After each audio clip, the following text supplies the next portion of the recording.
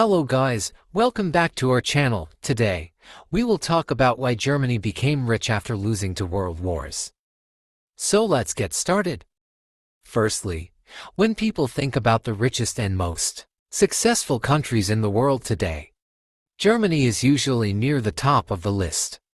It is Europe's largest economy, a global leader in manufacturing, engineering, exports, and innovation.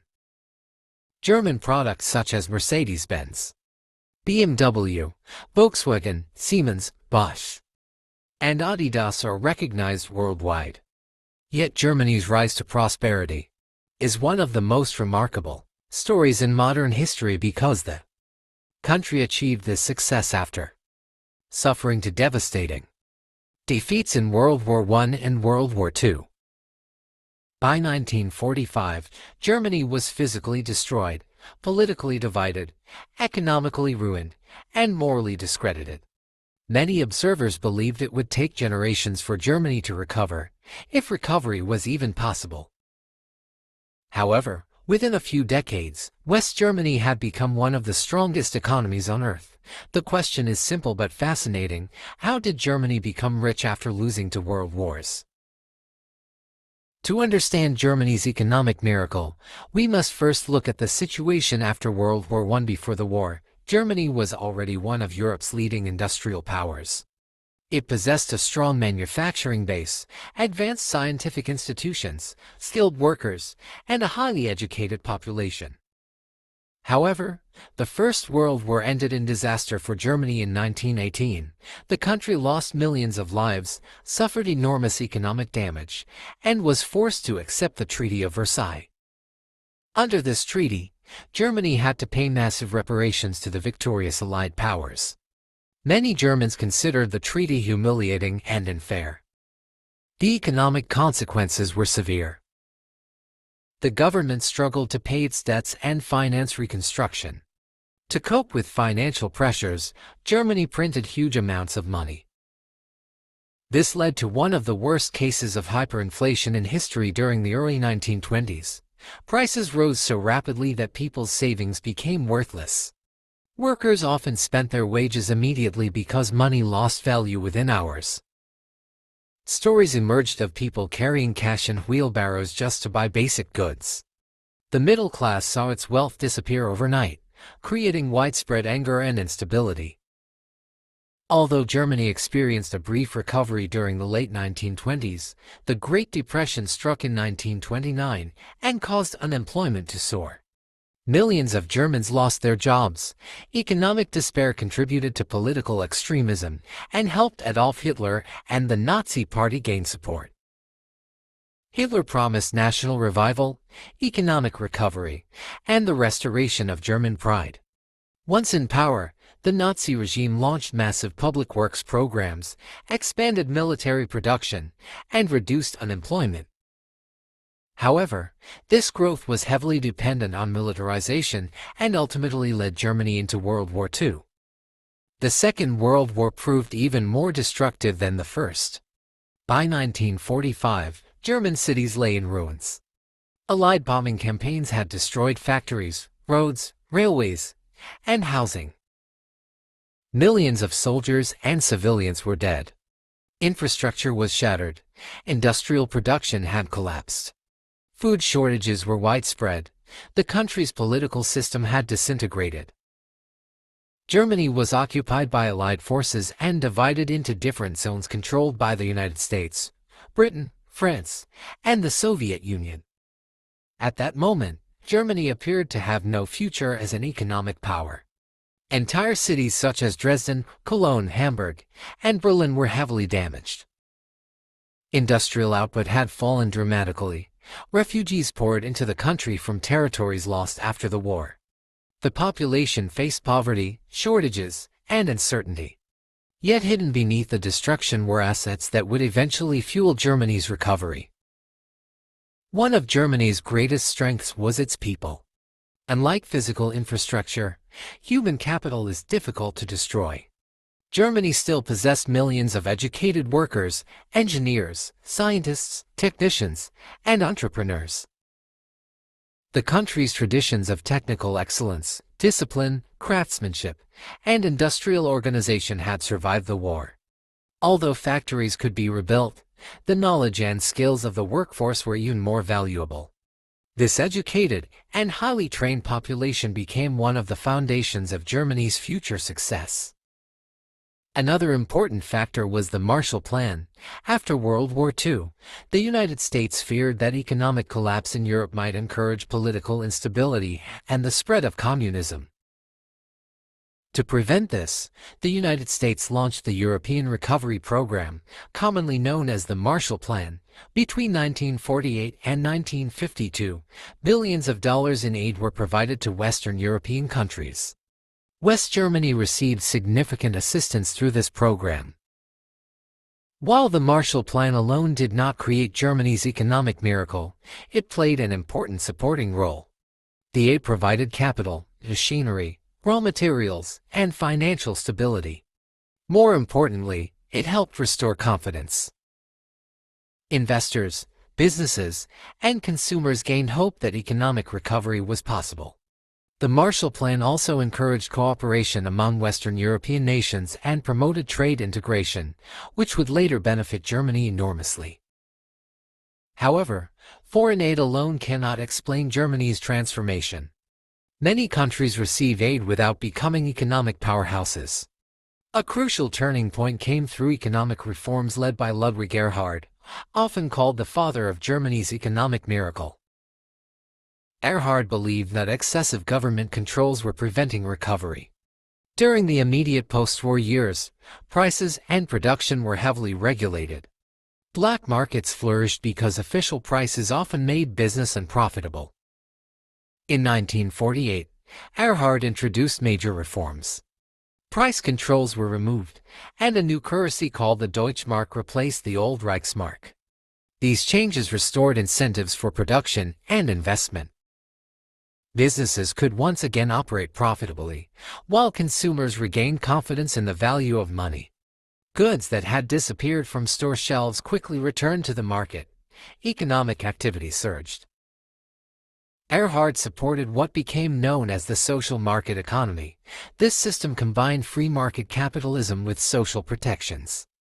Businesses were encouraged to compete, innovate, and grow, but the government also provided social welfare programs, health care, unemployment benefits, and worker protections. This balance helped create both economic efficiency and social stability. Germany avoided some of the extremes associated with both unregulated capitalism and state-controlled socialism.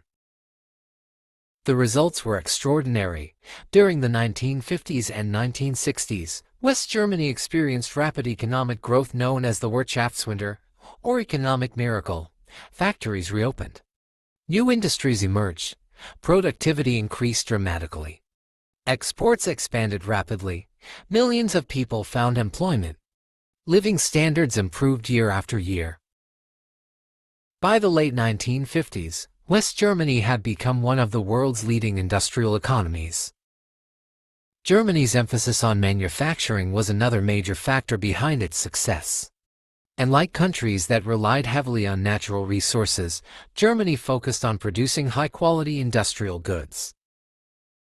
German companies specialized in machinery, automobiles, chemicals, electrical equipment, and engineering products. These industries required skilled labor and advanced technology, areas where Germany excelled. German manufacturers built a reputation for quality, precision, and reliability. Customers around the world were willing to pay premium prices for German products because they trusted their performance. This reputation became a powerful competitive advantage. Companies continuously invested in research, development, and innovation to maintain their technological leadership. Education also played a crucial role. Germany developed one of the world's most effective vocational training systems. Instead of focusing exclusively on university education, Germany created pathways that combine classroom learning with practical workplace experience. Young people could train as technicians, machinists, engineers, electricians, and skilled tradespeople while gaining hands-on experience in companies. This dual education system ensured a steady supply of highly skilled workers. Businesses benefited because they could recruit employees who already possessed practical skills. Workers benefited because they gained stable careers and good wages. The result was a highly productive workforce capable of supporting advanced manufacturing industries. Another important contributor to Germany's prosperity was its network of medium-sized businesses known as the Mittelstand. These companies are often family-owned and specialize in highly specific products or technologies. Many are global leaders in niche markets despite being relatively unknown to the general public. They manufacture specialized machine parts, industrial tools, engineering systems, and technical products used worldwide. The Mittelstand forms the backbone of the German economy. These businesses focus on long-term success rather than short-term profits. They invest heavily in employee training, innovation, and customer relationships. Their stability helps create resilient local economies and supports millions of jobs. Germany also benefited from increasing international trade. As Europe recovered after the war, demand for German products grew rapidly. Germany exported cars, machinery, chemicals, and industrial equipment across the world. Strong exports generated income, created jobs, and encouraged further investment. Over time, Germany became one of the largest exporting nations on earth. European integration provided another significant advantage. Germany was a founding participant in efforts that eventually led to the European Union. By promoting economic cooperation and reducing trade barriers, European integration created a large market for German goods. German companies gained access to hundreds of millions of consumers across Europe. Stable political relationships also reduced the risk of future conflicts and encouraged investment. Political stability was equally important. After the chaos of the Nazi era and the destruction of war, West Germany established democratic institutions based on the rule of law. Stable governments, independent courts, and strong legal protections created an environment where businesses could operate confidently. Investors knew that contracts would be enforced and property rights protected. Economic growth is much easier when people trust political institutions. Germany's approach to labor relations also contributed to its success. Rather than encouraging constant conflict between workers and employers, Germany developed systems of cooperation. Workers often have representation on company boards, and labor unions frequently negotiate agreements that balance business competitiveness with employee welfare. This cooperative model helped reduce industrial disputes and promote long-term planning. When Germany reunified in 1990 after the fall of the Berlin Wall, many people worried about the economic costs. Integrating East Germany required enormous investment. Infrastructure had to be modernized, businesses restructured, and social services expanded. The process was expensive and difficult.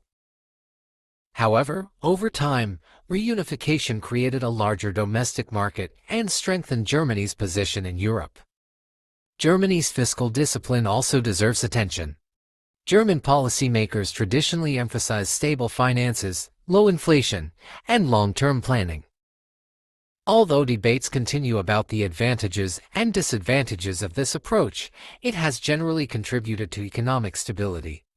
Businesses and consumers often feel more confident when inflation remains under control and public finances are relatively predictable. Another lesson from Germany's story is the importance of institutions.